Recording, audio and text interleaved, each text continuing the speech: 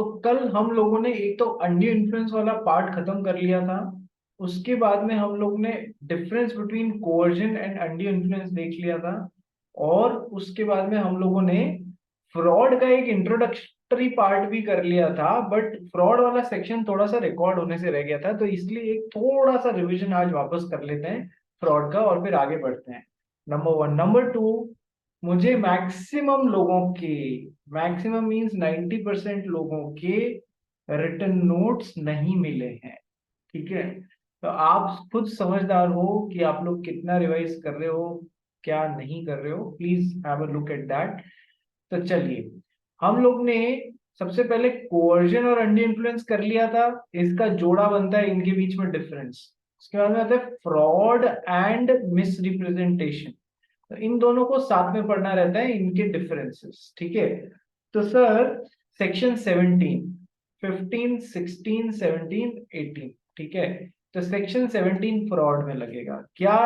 कि sir fraud में वैसे तो 5 चीजें इंक्लूड होती हैं। There are 5 things, 1, 2, 3, 4, 5। There are 5 things involve. But सबसे इंपॉर्टेंट क्या है कि जब एक आदमी दूसरे आदमी को जानबूझ के गलत बात, मतलब किसी चीज को एज अ फैक्ट रिप्रेजेंट करता है, जो इस तरीके से रिप्रेजेंट की जाती है वो बात कि पहले आदमी को खुद को ही उसकी ट्रुथफुलनेस में भरोसा नहीं है, फिर भी वो सेकंड आदमी को वो बात रिप्रेजेंट करता है, so that on the basis of that wrong fact second person जो है वो फर्स्ट पर्सन के साथ में कॉन्ट्रैक्ट बना ले, तो फिर हम उसे फ्रॉड कहेंगे। 5 चीजों में से सबसे इंपॉर्टेंट बात क्या है कि sir the suggestion as to a fact of that which is not true। जो सच नहीं है उसको आप फैक्ट जैसे किसी आदमी के सामने रिप्रेजेंट कर रहे हैं, by one who does not believe it to be true. जो खुद भी उसमें विश्वास नहीं करता है, जो सच नहीं है, और जो बंदा उसमें विश्वास नहीं करता है वो सामने वाले को उसे रिप्रेजेंट कर रहा है सच जैसे, ताकि वो उससे कॉन्ट्रैक्ट बना ले। क्या एग्जांपल दिया था मैंने आपको? मिस्टर एक्स के पास में फैक्ट्री है, मिस्टर एक्स उसे मिस्टर वाई को बेचना चाहते हैं। फैक्ट्री की actual production capacity 300 units per day है। दिया शेट्टी, ध्यान से सुनना, दिया और रिया। ठीक है, और मिस्टर एक्स मिस्टर वाई को क्या बोलते हैं? मेरी फैक्ट्री की production capacity 500 unit per day है। क्यों? सबसे पहली बात तो इसे एज अ फैक्ट रिप्रेजेंट कर रहे हैं, गलत बात को एज अ फैक्ट रिप्रेजेंट कर रहे हैं, जो कि ये खुद भी उसमें बिलीव नहीं करते हैं। क्यों रिप्रेजेंट कर रहे हैं? ताकि मिस्टर वाई उनके साथ में इस फैक्ट्री को खरीदने के लिए कॉन्ट्रैक्ट बना ले। इसलिए तो फिर ये क्या कर रहे हैं, ये जानबूझ के गलत बात रिप्रेजेंट कर रहे हैं जिसमें वो खुद भी बिलीव नहीं करते, ताकि सामने वाला उस बेसिस पे उनके साथ में कॉन्ट्रैक्ट बना लेवे। तो ये फ्रॉड होता है। ठीक है, एक एक बात जो मैं बोल रहा हूं वो इसका एग्जाम में इंपॉर्टेंस होता है। कैसे सर? देखो, मैंने 3 चीजें बोली है कि sir as a fact represent कर रहा है। दूसरी बात बोली है कि सर जिसमें वो खुद भी बिलीव नहीं करता है उसकी ट्रुथफुलनेस में। और तीसरी बात क्यों रिप्रेजेंट कर रहा है? ताकि सामने वाला उस गलत फैक्ट के बेसिस पे उनके साथ में कॉन्ट्रैक्ट बना ले। ठीक है, ये तीनों बातें जरूरी है। आओ थोड़ा सा समझाने की कोशिश करता हूँ, जो कल नहीं बताया था वो आज बता रहा हूँ। कि सर यदि मिस्टर एक्स मिस्टर वाई को कोई चीज एज अ फैक्ट नहीं, rather as an opinion represent करते हैं, ये कल नहीं बताया था, ध्यान रखना। कोई चीज को एज अ फैक्ट रिप्रेजेंट नहीं कर रहे हैं, rather as an opinion represent कर रहे हैं कि मेरी ओपिनियन में ऐसा है, फैक्ट जैसे नहीं। फैक्ट जैसे तो क्या हो गया? मेरी फैक्ट्री में 500 यूनिट्स पर डे की प्रोडक्शन कैपेसिटी है, ये वो एज अ फैक्ट रिप्रेजेंट कर रहे हैं। और दूसरा होता है कि फैक्ट जैसे नहीं और ओपिनियन में, मेरी ओपिनियन में 500 यूनिट्स पर डे की प्रोडक्शन कैपेसिटी होनी चाहिए, मेरी ओपिनियन में ये मशीन इतना काम कर देनी चाहिए। तो फिर सर यदि किसी बात को फैक्ट जैसे नहीं और ओपिनियन जैसे रिप्रेजेंट किया गया है ना, तो भले ही वो बात गलत साबित हो तो भी वो फ्रॉड नहीं कहलाएगी। ये बात ध्यान रखना। ठीक है, डिफरेंस समझो। एक किसी बात को आप एज अ फैक्ट जैसे रिप्रेजेंट कर रहे हो, और यदि वो बात गलत निकलती है तो डेफिनेटली फ्रॉड या मिसरिप्रेजेंटेशन में से कुछ होगा। और यदि आप दूसरी उसी बात को ओपिनियन जैसे रिप्रेजेंट कर रहे हो, तो भले ही आपकी बात गलत हो, ना तो वो फ्रॉड की डेफिनेशन में आएगा, ना वो मिसरिप्रेजेंटेशन की डेफिनेशन में आएगा। ठीक है, एग्जाम्पल से समझते हैं। फैक्ट वाली बात तो अपन ने ये फैक्ट्री वाले एग्जाम्पल से समझ लिया कि सर 300 यूनिट प्रोडक्शन कैपेसिटी को फैक्ट जैसे 500 यूनिट प्रोडक्शन कैपेसिटी बता रहा है, तो ये फैक्ट जैसे रिप्रेजेंट किया, खुद भी गलत था, ये बात जानता था, पर क्यों रिप्रेजेंट किया? ताकि सामने वाला उसके साथ में कॉन्ट्रैक्ट बना ले, तो ये डेफिनेटली फ्रॉड कर रहा है। लेकिन अब देखो दूसरा एग्जांपल, मिस्टर एक्स क्या है, एक भेड़ चराने वाले, ये जो होते हैं ना नोमैड्स, वो हैं। इनके पास में एक बहुत बड़ा जमीन का टुकड़ा है, ठीक है। मिस्टर वाई को वो जमीन का टुकड़ा खरीदने की इच्छा हुई, मिस्टर वाई को वो जमीन का टुकड़ा खरीदने की इच्छा हुई, तो उन्होंने मिस्टर एक्स के पास में आके पूछा, या इधर एक साथ कितनी शीप्स या कितनी भेड़ें एक साथ ग्रेजिंग कर सकती हैं? ग्रेजिंग मतलब समझते हो ना, चरागाह में घास एक साथ खा सकती हैं। तो मिस्टर एक्स ने कहा, यार देखो मेरी ओपिनियन में कम से कम 500 भेड़ तो एक साथ यहाँ पर चर सकती हैं। उन्होंने क्या बोल दिया, मेरी ओपिनियन में 500 भेड़ तो चर सकती हैं, जबकि एक्चुअल कैपेसिटी उसकी 300 भेड़ एक साथ चले, इससे ज्यादा नहीं थी। लेकिन सर फिर उनकी इस ओपिनियन के बेसिस पे मिस्टर वाई ने उनके साथ में कॉन्ट्रैक्ट बना लिया, ठीक है मेरे को पसंद है जमीन, ये पकड़ो पैसा और ये मेरे को जमीन बेचो। ठीक है, डील हो गई। बाद में जब भेड़ें घुसानी चालू करी तो 300 भेड़ से ज्यादा अंदर घुस ही नहीं रही थी, 300 गोट से ज्यादा घुस ही नहीं रही थी। तो मिस्टर वाई बोला आपने मेरे साथ में फ्रॉड किया है। मिस्टर एक्स बोला, दोनों दोनों पहुंचे किसी लॉ के जानकार के पास में। तो सर मिस्टर एक्स बोले, मैंने मिस्टर वाई को बोला था मेरी ओपिनियन में, मुझे भी फैक्ट का तो मैंने अपनी बात को एज अ फैक्ट रिप्रेजेंट नहीं किया है, मैंने ओपिनियन जैसे रिप्रेजेंट किया है। तो सर बस इतने से वर्ड ने उनको फ्रॉड की डेफिनेशन में आने से बचा लिया। ठीक है, क्या तुमको फ्रॉड और मतलब फैक्ट और ओपिनियन के कंसेप्ट में फर्क समझ में आया? सभी जने, ईशा बांगर शेट्टी, शेट्टी कहाँ है आज?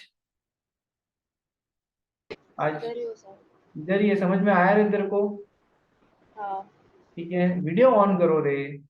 झील कनक रिया बान्यमी, देव पासारी, पुलकित, मंशा शर्मा, सर वीडियो। खाना खा रहा हूँ मैं 5 मिनट में। तो मैं 10 मिनट्स में करती अब हूँ। से मैं भी खाना खाते खाते ही पढ़ाऊंगा, और अकेले खाना खाना पाप होता है, ध्यान रखना। ठीक है, चलो। तो आप सभी लोगों को, जो लोग खाना नहीं खा रहे हैं वो कृपया अपने वीडियो ऑन कर लो। ठीक है, अब आप सभी लोगों को फैक्ट और ओपिनियन का, यदि एग्जाम में इतना सा वर्ड आ गया, मिस्टर एक्स ने ओपिनियन दी, तुम्हारे दिमाग में बत्ती जल जानी चाहिए। एग्जाम में फैक्ट की बजाय वर्ड ओपिनियन आ गया ना, तुम्हारे दिमाग की बत्तियां जल जानी चाहिए, 1000 वॉट का बल्ब यहाँ पर जल जाना चाहिए कि ये तो सर ने बताया ओपिनियन जैसे फ्रॉड नहीं होता है। ठीक है, इसलिए ये बात इंपॉर्टेंट है, नंबर वन। नंबर टू, मैंने कहा था कि सर तीन चीजें, कि सर जब कोई एक बंदा दूसरे बंदे को कोई चीज को फैक्ट जैसे रिप्रेजेंट करता है, जो उसमें खुद भी बिलीव नहीं करता है उसकी ट्रुथफुलनेस में, मतलब उसको पता है कि ये बात सही नहीं है, ठीक है, और उसके बेसिस पे गलत बात जो कि फैक्ट जैसे रिप्रेजेंट कर दी गई है उसके बेसिस पे कोई कॉन्ट्रैक्ट बनाता है, तो डेफिनेटली ये कॉन्ट्रैक्ट फ्रॉड के बेसिस पे बन रहा है, इसलिए ये वॉइडेबल होगा। ठीक है, अब आ जाओ दूसरी बात, कि सर फैक्ट और ओपिनियन की बात तो समझा दी, अब आ जाओ कि sir on the basis of that wrong fact a contract is form. अब इस बात पे आ जाओ कि सर उस रॉन्ग बात को जिसको फैक्ट के जैसे रिप्रेजेंट किया गया है, उसके बेसिस पे मिस्टर वाई यदि कॉन्ट्रैक्ट बना लेते हैं, इस पे थोड़ा सा और हम लोग विचार करेंगे। Sir and ma'am's please listen, कि सर मिस्टर एक्स की फैक्ट्री की प्रोडक्शन कैपेसिटी 300 यूनिट थी, ये उनको ध्यान था, लेकिन उन्होंने मिस्टर वाई को क्या बोला, मेरी फैक्ट्री की production capacity 500 unit per day है। ठीक है, मिस्टर क्यों बोला? ताकि मिस्टर वाई ये देख के उनके साथ में कॉन्ट्रैक्ट बना ले, में उनको पता है कि वो झूठ बोल रहे हैं, गलत बात कर रहे हैं, फ्रॉड से कॉन्ट्रैक्ट बनाने की कोशिश करते हैं। और यदि इस बेसिस पे रॉन्गफुल फैक्ट के रिप्रेजेंटेशन के बेसिस पे मिस्टर वाई ने सोचा कि यार 500 यूनिट पर डे की प्रोडक्शन कैपेसिटी तो अच्छी है, खरीद लेते हैं, और मिस्टर वाई ने मिस्टर एक्स के साथ में कॉन्ट्रैक्ट बना लिया, तो ये फ्रॉड के बेसिस पे कॉन्ट्रैक्ट बन रहा है, तो बिल्कुल डेफिनेटली ये क्या होगा, ये वॉइडेबल कॉन्ट्रैक्ट होगा। लेकिन अब इसी एग्जाम्पल को थोड़ा सा घुमा के समझो।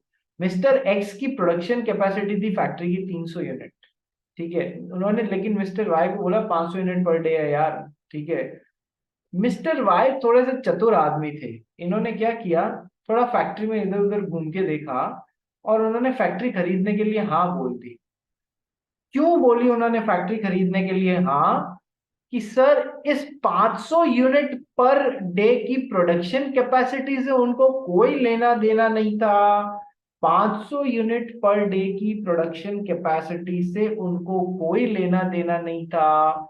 उन्होंने क्यों बनाई, क्योंकि उनको मिस्टर एक्स की फैक्ट्री की लैंड पसंद आ गई, जमीन पसंद आ गई, उनको मशीनरी में कोई इंटरेस्ट नहीं था। तो क्या उन्होंने, आप ध्यान से सुनना, क्या उन्होंने फ्रॉड्यूलेंट रिप्रेजेंटेशन के बेसिस पे कॉन्ट्रैक्ट बनाया है क्या उन्होंने फ्रॉड्यूलेंट रिप्रेजेंटेशन के बेसिस पे कॉन्ट्रैक्ट बनाया है, या फ्रॉड्यूलेंट रिप्रेजेंटेशन के बेसिस पे नहीं और किसी और रीजन से कॉन्ट्रैक्ट बनाया है? कि सर फ्रॉडुलेंट रिप्रेजेंटेशन के बेसिस पे नहीं बनाया उन्होंने, 500 यूनिट पर डे की बेसिस पे नहीं बनाया, उन्होंने कॉन्ट्रैक्ट किसी और कारण से बनाया है। कि सर क्या कारण से बनाया, कि उनको लैंड में वैल्यू दिखी, वहां पर फैक्ट्री की मशीनों में नहीं, लैंड में वैल्यू दिखी। तो क्या वो फ्रॉडुलेंट, जो फ्रॉड है उसके बेसिस पे कॉन्ट्रैक्ट बना रहे हैं कि नहीं सर?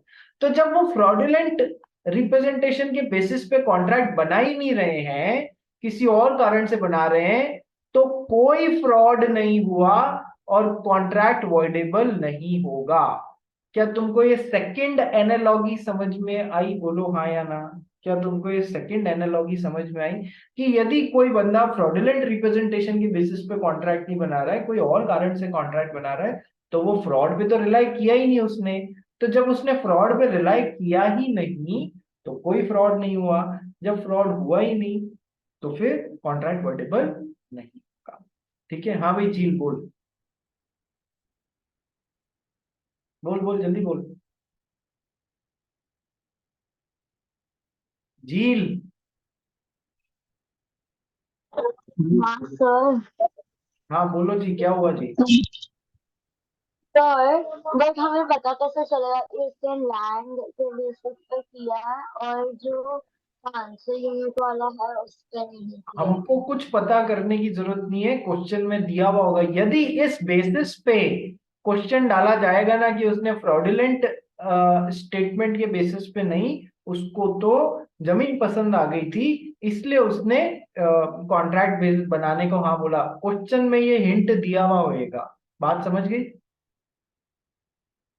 अच्छा, मिस बाद में इनके मन में आ जाए, मिस्टर वाई के मन में, कि यार चलो कॉन्ट्रैक्ट को वॉइडेबल बना देते हैं, 500 यूनिट तो है ही नहीं, ठीक है सर, तो भी हमको तो क्या है, ये बात नहीं है कि सर क्या कहते हैं, मतलब कि सर इस उधेड़बुन में घुसना नहीं है कि सर प्रूव कैसे करेंगे कि इस बेसिस पे बनाया था नहीं बनाया था, ये हमारा क्वेश्चन है ही नहीं, ये लॉयर्स का क्वेश्चन होता है, ठीक है। हमारा तो काम है रूल को ध्यान रखना और नंबर लेके आना।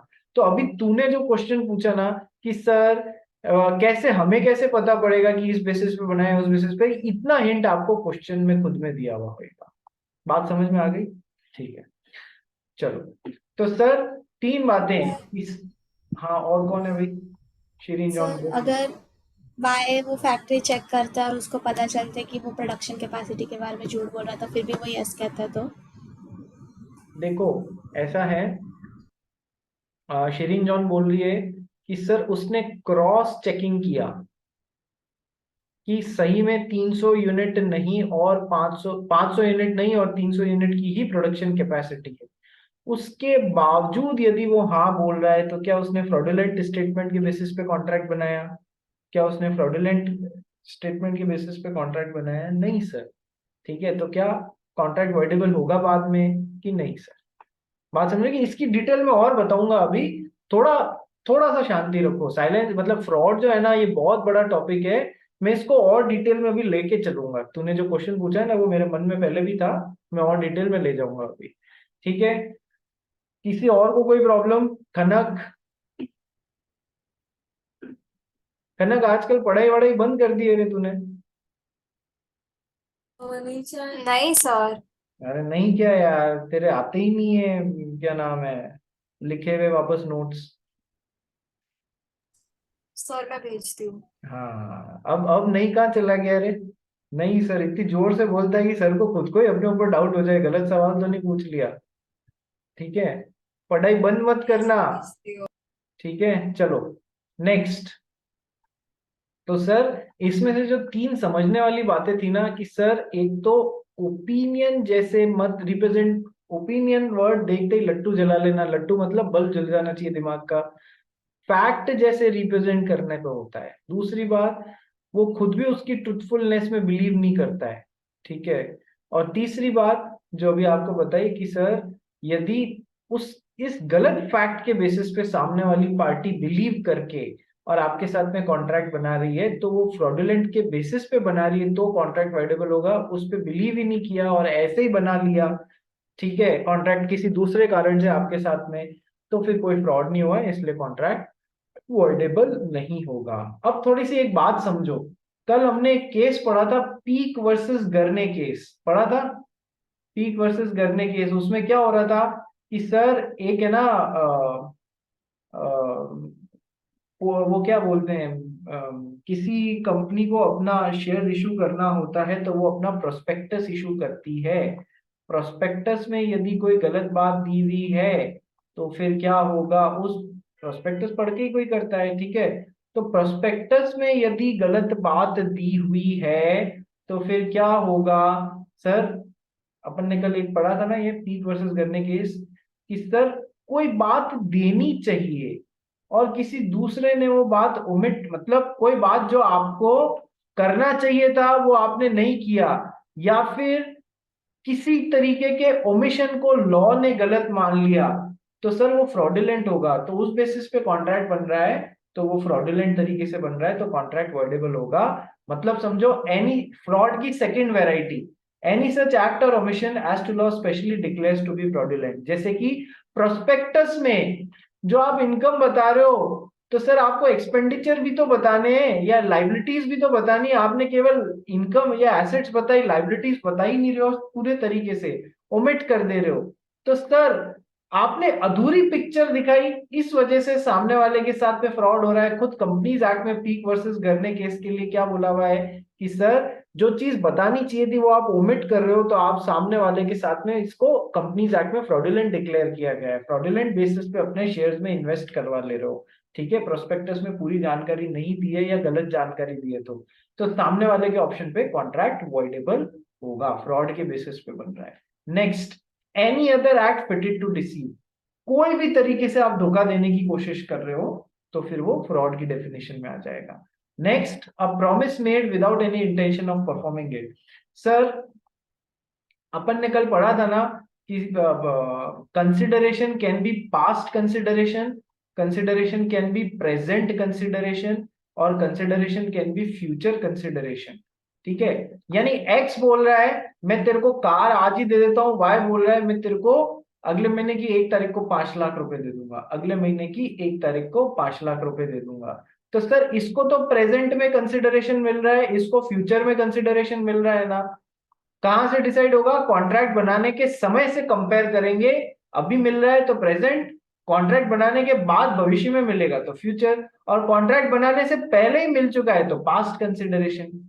ठीक है, तो sir consideration can be past present और फ्यूचर। अब एक्स और वाई के बीच में कॉन्ट्रैक्ट बना जहां पर एक्स ने बोला मैं तुझे कार दूंगा तू मुझे 5 लाख रुपए देना, वाई ने बोला मैं तेरे को 5 लाख रुपए 1 महीने बाद दूंगा। प्रॉमिस करते वक्त इंटेंशन था ही नहीं उसको परफॉर्म करने का, तो सर वाई एक्स के साथ में क्या कर रहा है? फ्रॉड कर रहा है, फ्रॉड के बेसिस पे कॉन्ट्रैक्ट बन रहा है।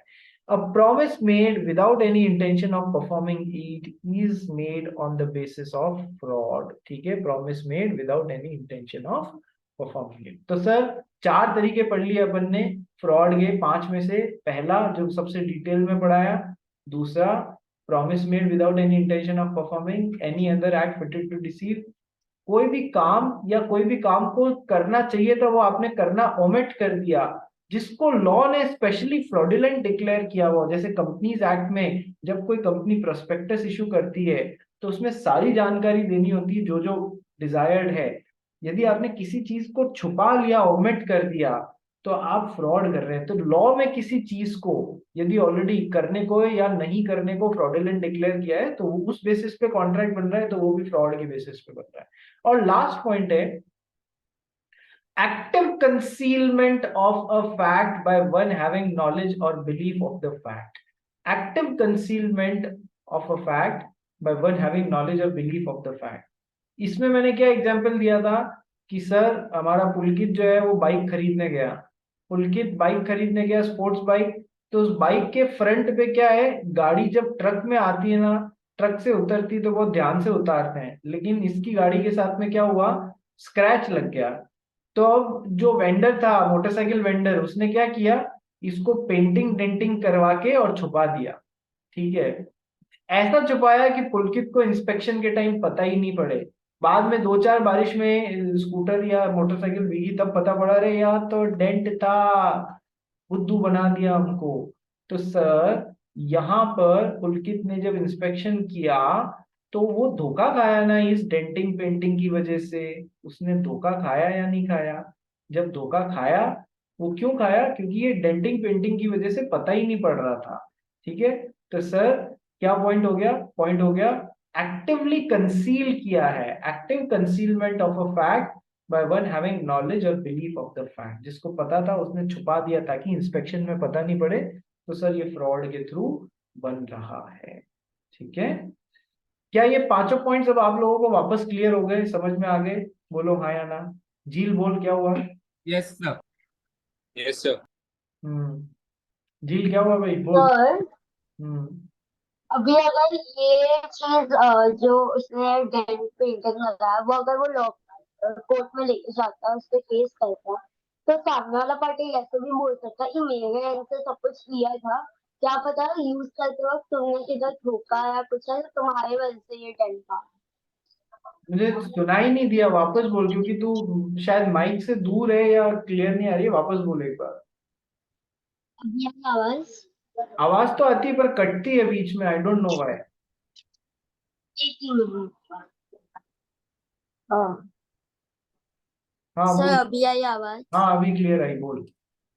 हाँ, तो मैं बोल रही हूँ कि जो डेंट लगाया है जो एक्चुअल ओनर है, तो वो अगर वो कोर्ट में लेके जाता है कि ये तो इसने मेरे को इसने मेरे साथ फ्रॉड किया और इसने मेरे को डेंट वाली कार दी है और उस पर डेंट पेंट लगा के, तो फिर हाँ वो सामने वाला पार्टी ऐसे भी बोल सकता है कि ये तो पहले पहले ऐसे नहीं था, ये तो तूने यूज किया तभी लगा है डेंट और तेरे बच्चे लगाए, क्योंकि मेरे एंड से तो कभी कुछ था ही नहीं। अगर ऐसे होता तो जब तू खरीद रहा था तभी तू बोल सकता था कि तभी डेंट लगा करके। देखो, तो फिर इसमें कोर्ट क्या डिसीजन ले? हम लोग मैं हर बार एक ही बात समझाता हूँ झील, हम लोग लॉयर्स नहीं हैं। हमको केवल नियम याद रखना है, अप्लाई करना है, नंबर लाने और बल्ले बल्ले करना है, खुश रहना है। ठीक है, यदि तू एलएलबी में मेरे साथ में पढ़ रही होती तो मैं 100% तेरे को बताता कि ये कैसे और क्यों होता। अब देख, बहुत सारे केमिकल प्रोसेसेस होते हैं, बहुत सारी बातें होती हैं जिनसे मैं ये प्रूव कर सकता हूं कि ये डेंट मेरे कारण नहीं और पहले से लगा हुआ था।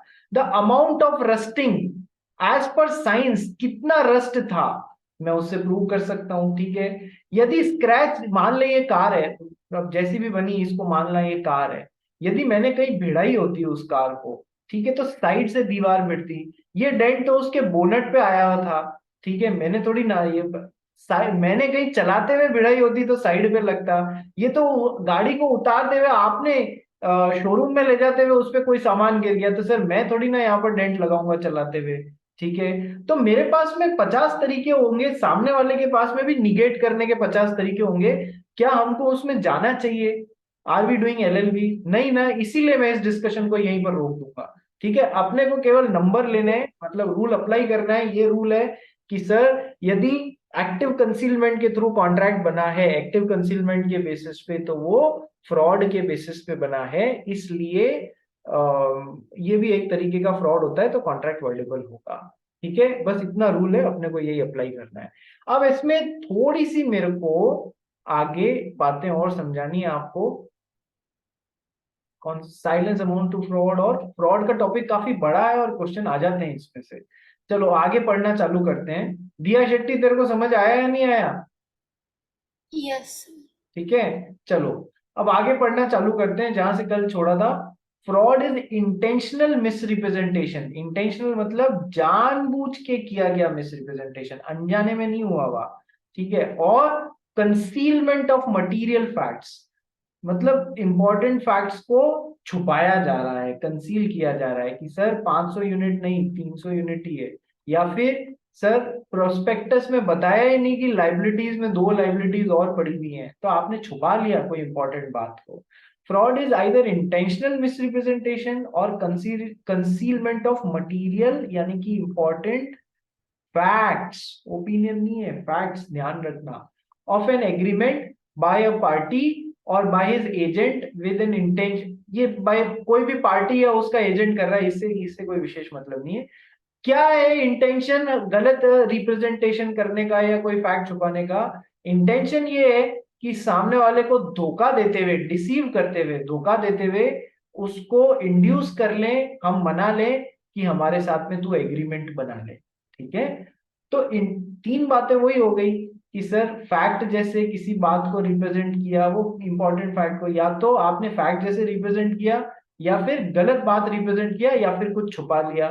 क्यों?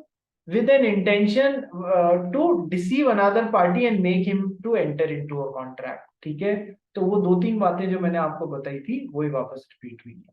ठीक है, now let's understand the essential elements of fraud. Fraud के कुछ जरूरी एसेंशियल एलिमेंट्स होते हैं जो करना चालू करते हैं।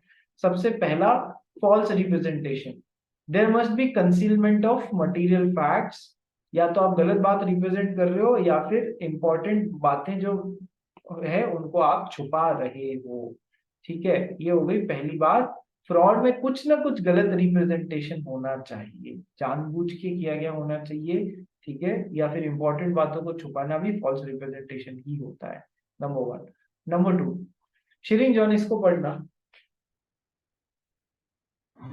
If a statement made was true when it was made but becomes untrue before contract was concluded and its facts are known to the party who made the statement, the party must correct it, otherwise it will amount to fraud. देखो, ये बहुत अच्छा statement है। इसका मतलब क्या है समझो कि सर आज है 6 सितंबर 2023। ठीक है, मेरे पास में एक हॉर्स है। ठीक है, उसको दूसरा बंदा खरीदने आता है। मैंने उसके बारे में सारी सारी बातें रिप्रेजेंट कर दी और सब सही थी, कोई प्रॉब्लम नहीं थी। वाई ने बोला कि सर ठीक है, मैं आपको 3 दिन में बताता हूं मैं घोड़ा खरीद रहा हूं या नहीं खरीद रहा हूं। तीसरे दिन वो घोड़ा खरीदने के लिए आया, मतलब 9/9/2023 को आया। उससे पहले एक इवेंट हो गया। क्या इवेंट हो गया कि हॉर्स जो है ना, वो एक जगह पे चलते चलते गिर कर और जख्मी हो गया पैर उसका। मतलब अब पहले जैसा हॉर्स का पैर खत्म हो जाए, जख्मी हो जाए, तो मतलब उसकी वैल्यू बहुत कम हो जाती है। तो सर यदि किसी बात को जब रिप्रेजेंट किया गया था तब सही थी, लेकिन बाद में चेंज इन सर्कमस्टेंसेस या चेंज इन इवेंट हो जाए कॉन्ट्रैक्ट बनने से पहले, और मिस्टर एक्स को इस बारे में ध्यान है कि हॉर्स चलते चलते गिर गया, पैर की हड्डी टूट गई या कमजोर हो गई है, और बाद में उसने इस बात को मिस्टर वाई को रिप्रेजेंट नहीं किया, मिस्टर वाई को वापस अपडेट नहीं किया इस बारे में, तो सर इसको पता होते हुए भी अपडेट नहीं किया, तो फिर अब ये इक्वलेंट टू क्या बात हो जाएगी कि गलत बेसिस पे इसके साथ में कॉन्ट्रैक्ट बनाने की कोशिश की जा रही है। ठीक है, भले ही रिप्रेजेंट करी गई थी 6 तारीख को, तब सब सब सही था, घोड़ा बिल्कुल सही था, लेकिन बाद में घोड़ा में प्रॉब्लम आ गई। कॉन्ट्रैक्ट बनाने से पहले रिप्रेजेंटेशन जो था वो तो यही रहा ना कि सब कुछ सही है। If you are knowing about it, you need to update the another party की सर पीछे 2-3 दिनों में ये चेंजेस हो गया है, आपके नॉलेज में आना जरूरी था। ठीक है, यदि आपने मालूम होते हुए भी सामने वाली पार्टी को इस बारे में अपडेट नहीं किया, तो सर आप डेफिनेटली उसके साथ में फ्रॉडुलेंट बेसिस पे कॉन्ट्रैक्ट बना रहे हैं। If a statement made was true when it was made but becomes untrue before the contract was concluded and its fact are known to the party who made the statement, the party must correct it, सामने वाले को correct बताना पड़ेगा, otherwise it will amount to fraud। बोलो sir आ गया समझ में? ठीक है, बिल्कुल सेम एग्जांपल है जो मैंने आपको दिया, टाइम खराब नहीं करते हैं। तो हम क्या पढ़ रहे हैं, असेंशियल एलिमेंट्स ऑफ फ्रॉड, कि सर फॉल्स रिप्रेजेंटेशन होना चाहिए, या तो कॉन्ट्रैक्ट बनाते समय, या आपने जब बनाया था तब ट्रू स्टेटमेंट था, बाद में चेंज हो गए जो आपने अपडेट नहीं किया, तो आप फ्रॉडुलेंट स्टेटमेंट के बेसिस पे कॉन्ट्रैक्ट बना रहे हैं। Second essential element of fraud, the representation must relate to material fact. शिरीन, A mere expression of opinion, puffing or flourishing expression is not enough to prove a fraud. Representation must relate to material fact. देखो कई बार क्या होता है, थोड़ा बहुत puffing यानी कि पाउडर, अपन मेकअप करते हैं ना, तो थोड़ा बहुत पफिंग पाउडर लगाते ही हैं। उसका क्या मतलब है कि सर हमने कोई आमूल चूल परिवर्तन यानी कि बहुत एकदम ही बिल्कुल कोई प्लास्टिक सर्जरी नहीं करा ली, थोड़ी बहुत पफिंग सब कोई करता है। लेकिन मेन बात क्या है कि आप तो इसको पकड़ के चलो, फैक्ट और ओपिनियन वर्ड को, कि सर यदि है ना, फैक्ट जो होता है, जिस चीज को आप फैक्ट जैसे, किसी चीज गलत चीज को आप फैक्ट जैसे रिप्रेजेंट कर रहे हैं, गलत चीज को आप फैक्ट जैसे रिप्रेजेंट कर रहे हैं, तो डेफिनेटली आप फ्रॉड कर रहे हैं। लेकिन ओपिनियन जैसे किसी चीज को रिप्रेजेंट किया है, वो कभी भी आपको फ्रॉड करने से बचा लेगी। तो हमेशा यदि आप, आपसे कोई चीज बेचते या खरीदते वक्त यदि कोई क्वेश्चन बोला गया, पूछा गया, और आप सेल्स रिप्रेजेंटेटिव हैं, तो आपको हमेशा ध्यान में रखना चाहिए, सर मेरी ओपिनियन में ऐसा होना चाहिए। ठीक है, ऐसा मत करना सर ये गाड़ी 30 किलोमीटर पर लीटर का माइलेज देती है, एक तो आप बोल दो ये, और एक बोल दो सर मेरी ओपिनियन में ये कार 28 से 30 किलोमीटर का माइलेज देनी चाहिए, दोनों में फर्क हो जाता है बेटा। ठीक है, ये बात लीगली बहुत मायने रखती है। Next, representation must be made before conclusion of the contract. इस पे क्वेश्चंस आ जाते हैं कभी कभार, यदि किसी ने डिटेल में स्टडी नहीं की हो ना, तो यहाँ गच्चा खा जाएगा कि सर जो भी फ्रॉडुलेंट रिप्रेजेंटेशन है ना, फ्रॉडुलेंट रिप्रेजेंटेशन, वो हमेशा कॉन्ट्रैक्ट बनाने से पहले एक्स के द्वारा वाई को दिया गया होना चाहिए, तभी तो उसके बेसिस पे वाई हाँ भरेगा, और तभी फ्रॉड होगा, और तभी कॉन्ट्रैक्ट वॉइडेबल होगा। कॉन्ट्रैक्ट बनाते समय यदि आपने सारे सही के सही स्टेटमेंट दिए, उसके बेसिस पे कॉन्ट्रैक्ट बन चुका है आज 6 तारीख को। ठीक है, कॉन्ट्रैक्ट बन गया, आपने कोई गलत रिप्रेजेंटेशन नहीं किया, तो बिल्कुल सही बेसिस पे कॉन्ट्रैक्ट बन गया। अब बाद में आपको क्या सूझेगी, आपने गप्पे मारनी चालू कर दी उसी चीज के बारे में, सब्जेक्ट मैटर के बारे में, अरे ये तो ऐसे भी, ये तो वैसे भी, ऐसा भी हो जाएगा, फैक्ट जैसे गप्पे मार दी। यानी कि आपने फ्रॉडुलेंट स्टेटमेंट्स कॉन्ट्रैक्ट बनने के बाद में देने चालू किए। तो क्या उन फ्रॉडुलेंट स्टेटमेंट्स के बेसिस पे कॉन्ट्रैक्ट बना था? नहीं सर, वो तो पहले ही बन चुका था। ठीक है, इसलिए बाद में गलत स्टेटमेंट्स जो दिए गए हैं उनके बेसिस पे फ्रॉड का इल्जाम लगा के कॉन्ट्रैक्ट खत्म नहीं करवाया जा सकता, वॉइडेबल नहीं होगा। क्या तुमको एनालॉजी समझ में आ गई कि कॉन्ट्रैक्ट, फ्रॉडुलेंट स्टेटमेंट कॉन्ट्रैक्ट बनाने के पहले दिए जाने चाहिए, जिनके बेसिस पे वाई जो है वो एक्स के साथ में कॉन्ट्रैक्ट बनाए तो फ्रॉड होगा। यदि ट्रू स्टेटमेंट्स दिए एक्स ने वाई को, और वाई ने उसके बेसिस पे कॉन्ट्रैक्ट बना भी लिया, अब बाद में इसने गप्पे मारनी चालू कर दी या गलत बातें करनी चालू कर दी, तो उनके बेसिस पे तो कॉन्ट्रैक्ट नहीं बना था, तो कॉन्ट्रैक्ट वॉइडेबल नहीं होगा, कोई फ्रॉड नहीं होगा। बात समझ में आ गई? Representation, false representation must be made before conclusion of the contract, तो ही फ्रॉड होगा। बात आ गई रे समझ में? बोलो हाँ या ना, इजी है ना? Next, the other party must have been induced to act upon the misrepresentation, plus the other party must have relied upon such representations। मतलब फैक्ट क्या, बात क्या है कि सर सामने वाली पार्टी को हमने इंड्यूस किया to act upon such misrepresentation, यानी कि हम कहीं ना कहीं उसको, उस फ्रॉडुलेंट स्टेटमेंट पे उसने रिलाई किया, और हमने भी उसको कहीं ना कहीं मतलब इंड्यूस करने का मतलब अब मैं क्या समझाऊं आपको कि सर उसको ल्योर किया इस पे काम करने के लिए। तो other party must have been induced to act upon the misrepresentation. मेन बात क्या है, the other party must have relied upon such representation. यदि एक्स ने वाई को बोला 300 यूनिट प्रोडक्शन कैपेसिटी थी लेकिन बोला 500, ठीक है, और वाई इसके बेसिस पे रिलाय करके कॉन्ट्रैक्ट बना गया तो फ्रॉड हो गया। लेकिन यदि वाई इससे इंड्यूस ही नहीं हुआ, इस पे रिलाय ही नहीं किया, वो तो वहां की फैक्ट्री की जमीन में वैल्यू देख के कॉन्ट्रैक्ट बना रहा है, इससे इंड्यूस ही नहीं हो रहा है गलत बातों से, तो कोई फ्रॉड नहीं हुआ। बात समझ में आई या नहीं आई? उन्हीं बातों को हम essential elements of a fraud में अलग अलग तरीके से पढ़ रहे हैं। नेक्स्ट, ये बहुत अच्छा पॉइंट है, the other party must have suffered some loss.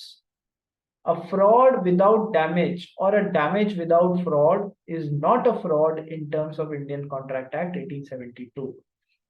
X ने Y को कुछ फ्रॉडुलेंट स्टेटमेंट किया, उसके बेसिस पे उसने आपके साथ में कॉन्ट्रैक्ट बनाया, तो सर उस फ्रॉड के कारण उसको कोई डैमेज या लॉस होना चाहिए। यदि आपके गलत स्टेटमेंट के बेसिस पे उसने कॉन्ट्रैक्ट तो बनाया लेकिन उसको कोई डैमेज या लॉस नहीं हो रहा है, तो फिर हम इसे फ्रॉड के लिए कंसिडर करेंगे ही नहीं। फ्रॉड कब माना जाएगा? जब कोई डैमेज या लॉस हो रहा है सामने वाली पार्टी को। नो डैमेज नो फ्रॉड, ठीक है, ये बात ध्यान रखना कि sir a fraud without damage और damage without fraud is not a fraud in terms of Indian Contract Act. तो ये थी essential elements of a valid contract. Sir एक मिनट, सभी जने सेम उस पर रिज्वाइन करेंगे भी, फिर आगे के लूंगा।